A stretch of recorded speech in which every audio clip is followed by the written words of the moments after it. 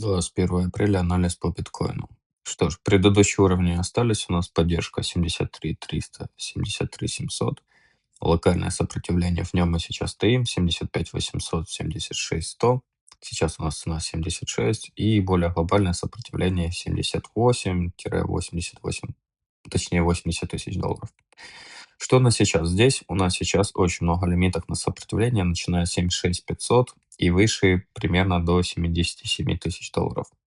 Видим, что у нас в этой области, сейчас отмечу, появилось достаточно такое пустое место, и хотелось бы увидеть локальный отскок вниз, потому что также у нас тут есть ликвидация в районе 75 500. Хочется увидеть локальный отскок, потом уже смотреть на реакцию. То есть мы либо можем тут закрепляться и тогда идти выше, либо мы можем не закрепляться, тогда уже снижаться вниз, тогда будет снова интересна нижняя зона поддержки.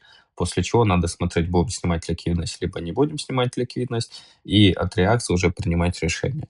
Больше апдейтов я, как всегда, пишу в своем телеграм-канале.